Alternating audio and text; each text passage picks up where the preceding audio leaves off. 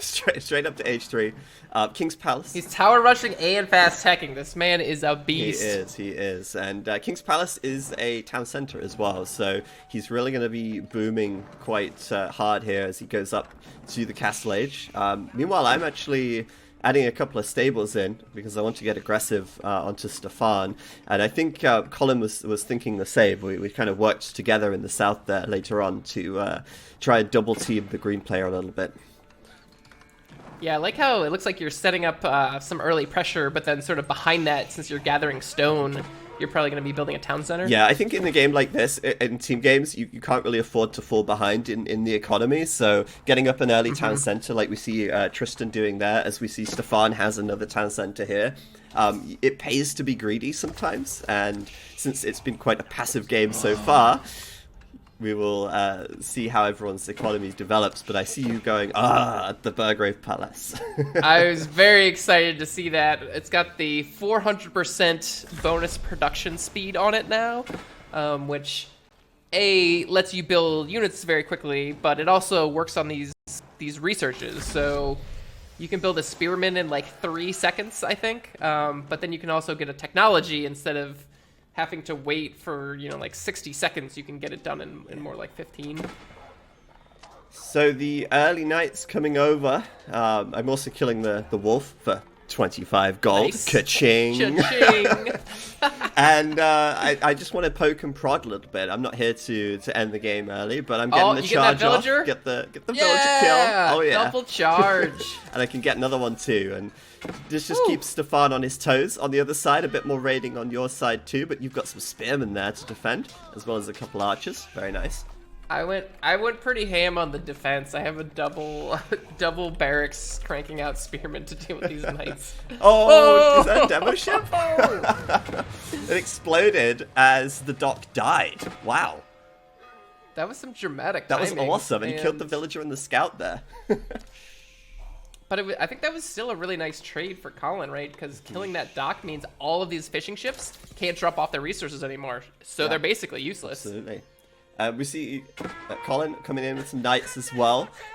So Stefan getting a little bit bullied here in the. Wow, that's really funny that you came in with knights from the right side, or from the left side, and Colin's on the right side, right? And well, I mean, he's obviously been quite greedy, right? He's built 2 TCs, he's gone up to the 3rd age. I'm coming back here with my knights again, kill another villager over here, and yeah, he's just going to be struggling to really get a footing if we're constantly harassing him with this early aggression here. I love it. You guys are giving him the business. And he's got the Burgrave, and one of the nice things about the 400% build speed, right, is he started off making a man-at-arms or 2, right? And he can now see he's going to be dealing with a flood of cavalry, especially since you guys are sending in like 2 at a time. That's like, oh, he probably has 2 stables, so he can just switch over and start cranking out those spearmen. Yeah, adds a lot. Switch over and start cranking out those spearmen. Yeah, adds a lot of flexibility to him, and he can come back from, being at a loss of units. But as we say that, you're pushing in against Tristan now in the north. You've got some spearmen and archers there, so you should be able to micro down those knights, as the name Micro Machine might suggest. Right? Yeah, I had my archers. I was focusing firing my archers to kill his archers, while my spearmen kind of just ran around and chased the knights. Yeah, you kind of got kited by the knights a little bit, and I think once your spearmen go down, it's going to be hard to clean up the knights there with the archers. Yeah, I ended up kind of trading off my army, but I was at least happy I got a villager kill or 2, just kind of help even out our economies a little bit, because he definitely took out a couple of villagers with his night raids on me. I'm also adding more TCs as well, and I've got my landmark up there, the Abbey of Trinity, that allows me to train a warrior monk, and I'm out on the hunt, on the prowl, looking for some relics to collect for some extra gold. Stefan still has knights in yes. his base. This seems like all game long. It's just, he just has knights in his base. Yeah, a lot of villages, but a lot of them also hopping into the town center for safety and sort of getting killed as soon as they come out, unfortunately. Bad day for that villager. He right. immediately got charged by 3 knights. He's actually pumping out those men-at-arms, though, and, with the addition of some town center fire, he's able to, well, he might be able to hold on a little bit. It's not looking great right now, though, is it, with Colin's knights running over his farms here. the knights can barely kill kill those man-at-arms as fast as they're being built. Yeah, he's gotta stabilize, maybe some towers or something to hold the ground. But one thing that's quite cool now is that as you look down to the bottom left of the screen, you can see the new global queue, which is showing you which units are in production at all times. We got 3 knights, 2 villagers, and a horseman in production here for Colin, our yellow player, who's the point of view that we're on at the moment. Yeah, I find this a really great tool when I'm watching replays now, is I can flip back and forth between the players, and not only does it show the units they're producing, but also the technologies that they're getting, which, you know, that's a huge part of the game, is what they're getting and there when. it is, So Food Gather 1 coming in, horticulture for Colin. This replay, the timing's just working spot so well, on, man. yeah. This is great. Oh, Colin saw that Stefan rebuilt his dock, so he's going to deny that. Without a dock, of course, there's no food, well, nowhere to deposit the food. So Stefan has all these fishing ships, but they're not going to do anything for him, which is kind of one of the cool things about the Roost, right? If your dock gets destroyed, so what? Your fishing ships can still just drop you just the keep food, on so fishing, right? Oh, yeah. I love that. I think this is actually a pretty good move from Stefan to rebuild great. this dock, because A, he did get to drop off, but B, it just got those knights out of his base, right? Like, his villagers weren't gathering resources because there's knights. But while Colin is away from his base, the Abbasid Camel Archers are coming in to raid. These are Matt's Camel Archers. Aren't they glorious? Yeah, and I think this is basically the first conflict we've seen involving Matt the whole game, because he's just been quietly setting up a really uber economy. I think he outgathers everyone in resources, because he's just booming and booming and booming. Oh, yeah. Although Colin has a lot of knights. Colin has, but you know, Camel Archers have the Camel on Ease aura, so they are going to make those knights less effective. And that could be something, or one of the reasons why he's going for camels here, because he knows that Colin has gone mass knights. He's also seen a lot of cavalry from me as well. Yeah, you definitely feel that 20% in your knight army. It's definitely it's significant, and the knights are a bit slower than horsemen as well, so that also allows the camels to kite. So yeah, those camels do quite well. Yeah, and something we see here is actually he's coming to bail out Stefan on the left side. He sent those camels all the way across the map to help out Green, and now Colin has an opening. Wow. Nice charge. How many villagers? He just killed 4 like 5 or 6 villagers. Oh, and he'll get a monk as well. And maybe even deny the relic here, coming in if he sees it. He didn't quite see that one. He's going for villagers, though. He's hungry. He's going for villagers, though. He's hungry. This is the Uber economy you were talking about. There's a lot of villagers for our red player. So there's a lot to kill, right? Absolutely. Well, yeah, he's got triple town center, and then he's also got the trade or the fishing boats as well, right? So back on this side, I built this wooden fortress on this hill because it gives a nice vision bonus over the area, and I could really see what Stefan was doing. Yeah. The problem is, he just killed it.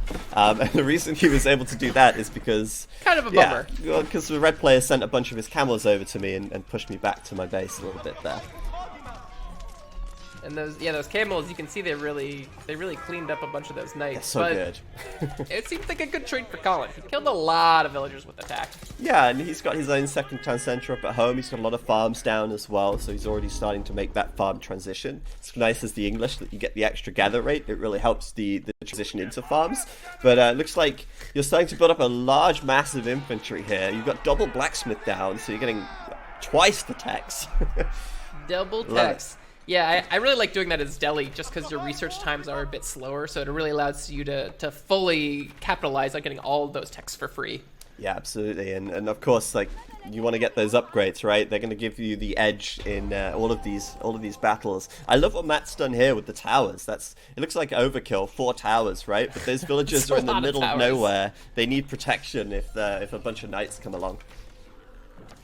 Yeah, and I think that works really well with his strategy, like on these nice big maps, right? You're going to send your whole army out to do a really powerful raid, or you're going to run all the way to your allies' base to save them. You're not going to have a lot of stuff at home. So if those knights had run over to that gold mine, they would have been pretty sad. Yeah, they would. And wow, I mean, he's really starting to mass up the camel archers here.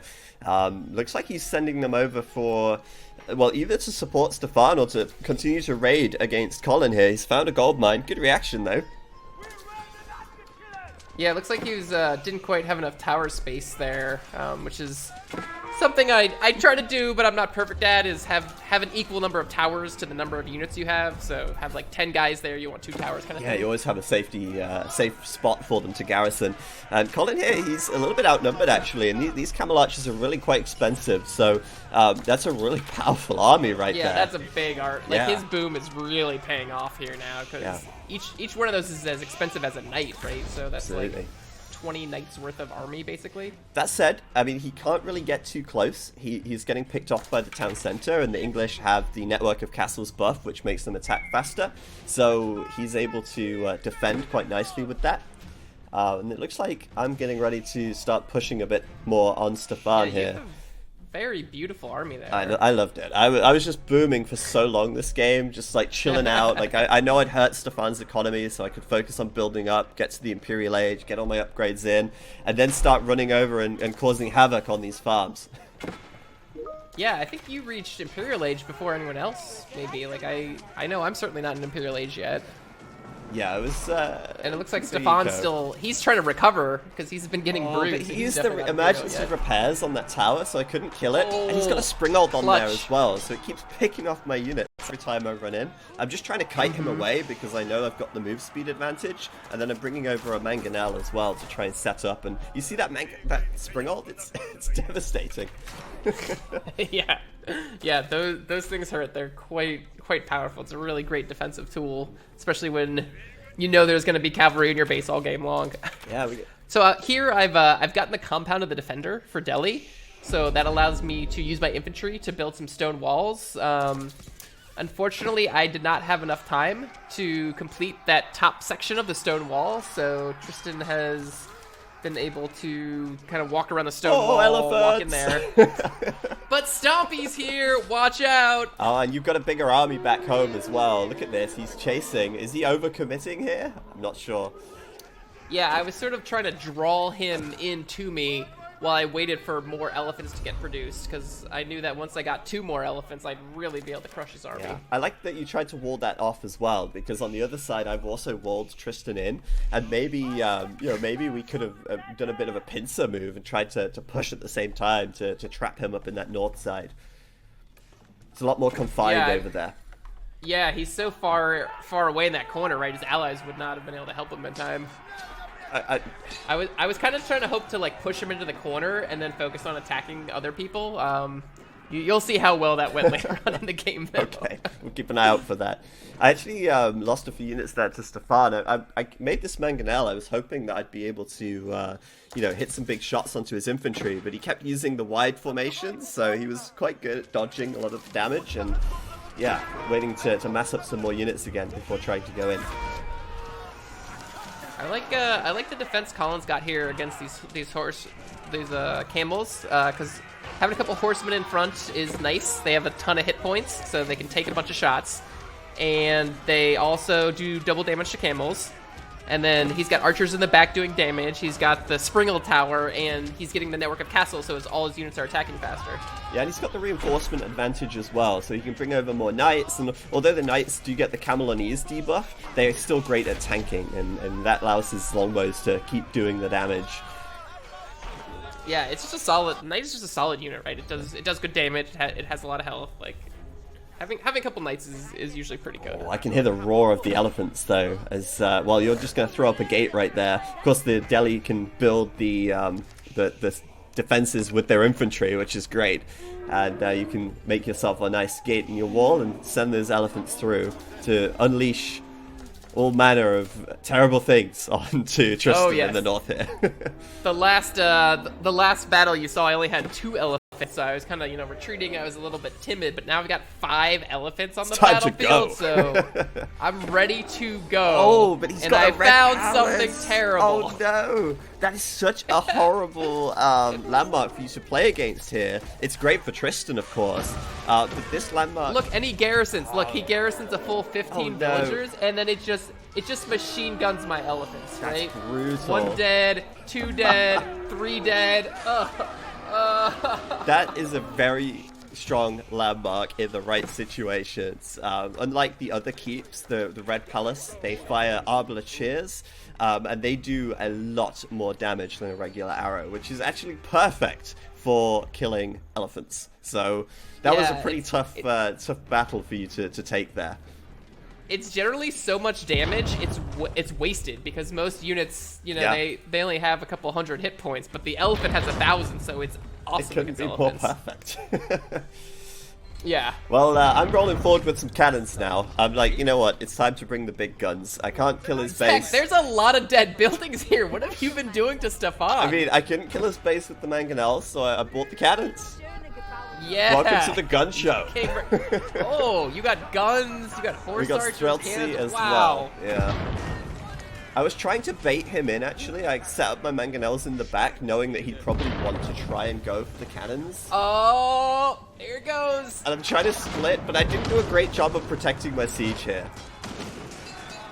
Those Landsknecht from Stefan are doing really good damage on my horse archers at the top as well. I should have brought them back a little bit more, but... Yeah, maybe a little bit of micro on that side. Yeah, his horseman, though, he just really... You like drove right through your army to the undefended siege. Yeah, I was a little bit split. I probably would have been better off doing a bit more of a, like, taking more of a death ball approach and just kind of clumping everything together there. But I wanted to try and stagger a little bit and bait him in. If you'd had a keep, that would have been money, because that would have really helped you protect those siege weapons. Yeah, absolutely. I don't actually have enough stone for a keep, as you can see by my resources here. I have a lot of wood. Yeah, you have 51 lumberjacks. Yeah, I think that changes sometime in the next couple of minutes. Oh wow! Look at this camel army. Here comes Matt with and these aren't just camel archers, but camel riders as well. And of course, that's perfect against this massive cavalry army that I'm fielding. Oh, and he's trying to deal with you as well in his base. Yeah, Colin was he was like, I keep getting attacked by all these camels, and I was like, all right, elephants are not afraid of camels. I got you, Colin.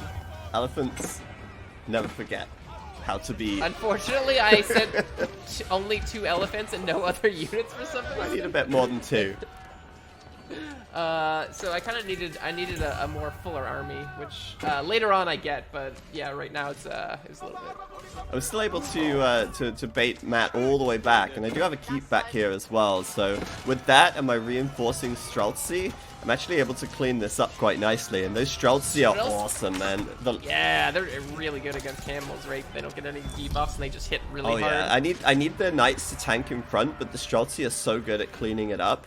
And the longer they stay stationary, the more damage they get too. So that sort of starts to build as you sort of have a longer engagement over time. Dude, Tristan kept trying to kill me all game long. Like I would go try to like help you guys out and support the team, and he was just like coming in again. Well, isn't that the objective? Or are we playing farm sim? I was just trying to play a farm sim and just get 200 popcat, man, but he wasn't having any of it. Well, he's certainly got a lot of Arbaletier there. He's got a lot of men-at-arms as well, so he's got a lot of tankiness in that army right there. Yeah, and this is a tough fight for me. He really wanted to kill that farm, apparently, because you can see all the gold hats he's got on the Arbaletiers, so he actually, he has Imperial Age units, and I'm actually still in Castle Age, even though the game's been going for 26 minutes, because I'm just spending so much money building elephants. Are so expensive, yeah, they're hungry and they're and he's just deployed his Pavis as well. Yeah, nice. Yeah, I saw so I noticed the Pavis, and I was like, I hadn't seen many people using the Pavis, and I was like, oh, I gotta get out of here. Yeah, the Pavis is a cool active ability. It's unique to the French on their unique crossbowman unit that we see there, and it gives them a really big ranged armor bonus, which allows them to really like turn the tide against what is traditionally a counter unit for the crossbow, which is the archer. It gives them a lot more staying power when they're actually trying to engage like this in this situation right here. It's perfect. Yeah, I believe it has a timed duration though, so I basically backed off and waited for it to expire, and then I was able to run in again and then fight him. It's re-engaging. He doesn't have it active anymore. Battle of the crossbows over here. Look at this. Yeah, I was. He had the more cost-effective units, being more powerful, but I just had a bigger army, so I was able to overwhelm him basically. And then over on the sort of south side of the map, Matt is amassing such a huge army of camels, and he's doing it right. He's sending in the artillery and starting to lay waste to Colin's base over there. But you are taking it to Stefan right now, man. Indeed. Stefan, he was kind of, getting sort of bullied a little bit all game, so I was kind of far ahead at that point. I was able to roll in with my army and just kill most of his eco right there. Wow, great keep positioning there by Colin. That's really helping weaken these camels that are gonna come and try to fight you, huh? Yeah, absolutely, and they are coming over. Matt did a really good job of helping Stefan this game. Every time Stefan was in trouble, he'd send this massive army of camels, and it was so good against all my cavalry. Of course, I'm actually trying to keep with the cavalry theme here, because it's great for actually, having mobility and being able to get in behind and kill lots of villagers as they try and flee. But, yeah, they're a little bit weak to the camels of Halisir map.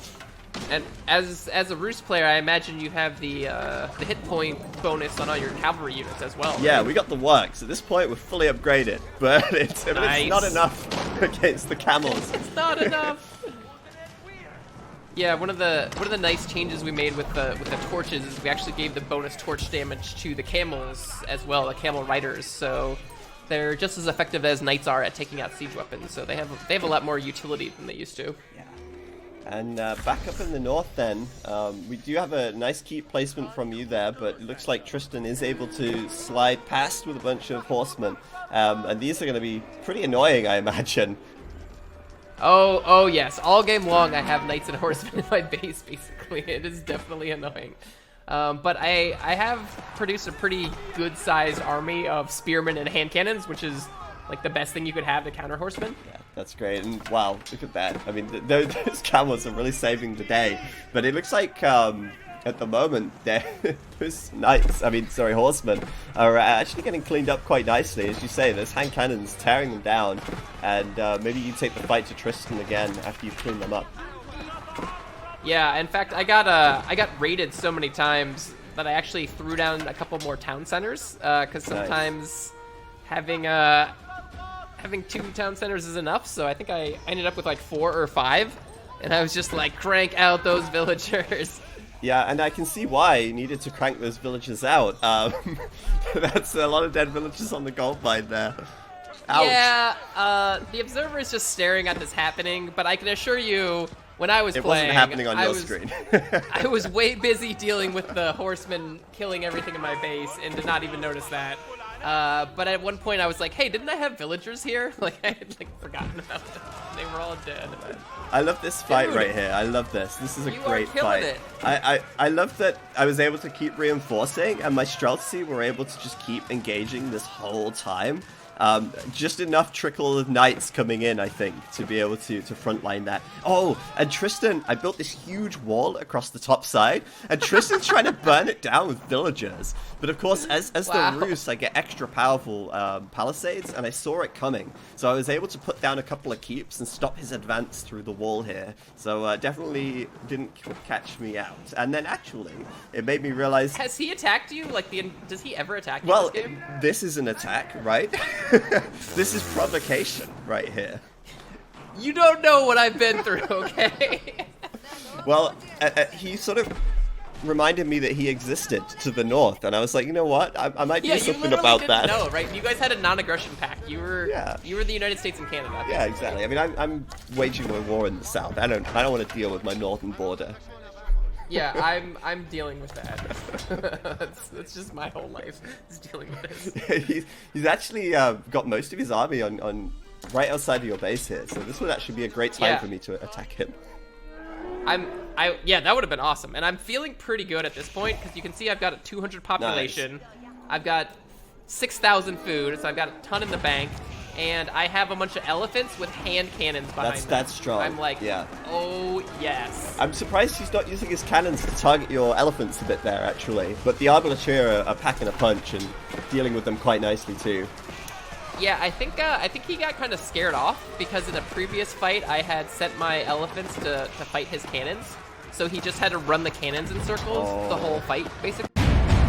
The latest update to Age of Empires 4 is ready to make a splash. Season 2 Map Monsters will have you scouring the 7 seas in search of epic battles, exciting events, and even more epic loot. Dive right in as ranked seasons make their triumphant return in Season 2. Along the way on your quest for Conqueror, you'll earn legendary loot that pays homage to those whimsical monsters often depicted by cartographers on maps of old. Launching alongside Season 2, The Pit is a competitive-focused map with a mostly open layout. Towards the center of this open layout sits a central valley holding a sacred site surrounded by stealth woods. Seasonal Events returns to Age of Empires 4, bringing with them new challenges to complete and rewards to earn. You asked for more options to play your way, and now you can. Customize your experience with fully remappable hotkeys. Shape your match with the map preference system. And make your game unique with the player color picker.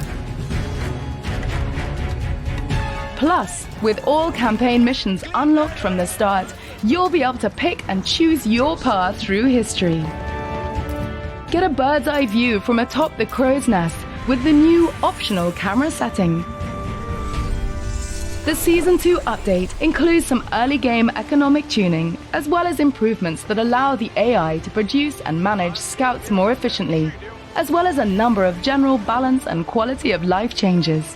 That's just a sneak peek of the Season 2 update. All this and more is coming to Age of Empires 4. Prepare to take on new challenges and embark on this map monster-filled journey. Starting soon.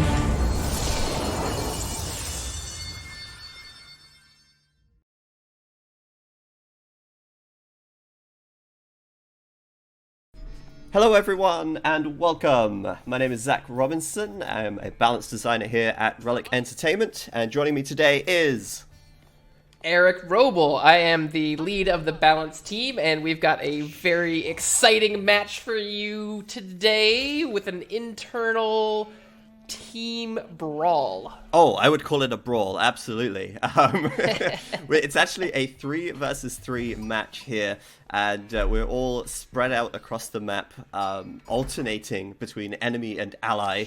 And we can see here in the blue, spawning to the north of the map, it is Micro Machine. I wonder, who is Micro Machine, Eric?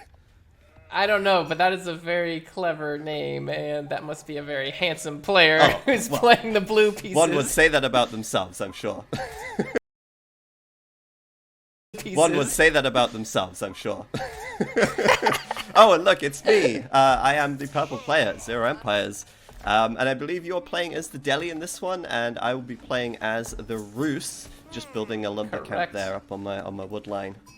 Looking very regal with those purple cloaks, by the way. Yeah, my sheep are looking regal too, bounding along behind my scout in all their glory. Is that a royal sheep you have with you? I'm not playing the French, I'm playing the Roos, Eric. Only the French have royal sheep. I'm actually using my scout here to kill the deer, overkilling the deer, actually, but I am using the scout to get the gold. The 10 gold per deer for selling that lovely deer pelt, which is going to really help my early economy. Yeah, and he fires so fast with that 1 second, actually. You need to, if you micro it, right, you can attack the deer twice and then hit a different deer. Assuming I would micro. I mean, come on. I've got macro two player. Scouts, Yeah. I've got a second scout out here. I got a scout around. And then we have Hasucraft. He is also known as Colin, and he is also a balance designer here at Relic. He's playing in the yellow as the English. Yeah, and he's got that early mill, as English liked to do, which lets him get the wheelbarrow out early and also start building farms, get that influence bonus rolling, right? Yeah, English get extra resources from their farms if they build them around the mill. And we're back to you now, the blue scout in the middle of the screen. I love this map. This is actually a really cool map. We're playing on Mega Random. This is a brand new addition to the 1.3 update. And as you will see, as the map becomes unveiled, as we scout it, you will see just how Mega Random it is. Yeah, and it's really nice having you as a Roos on our team. since you can build the extra scouts out of your hunting cabin, you don't lose out on any villagers, and it lets us find out what's going on in this big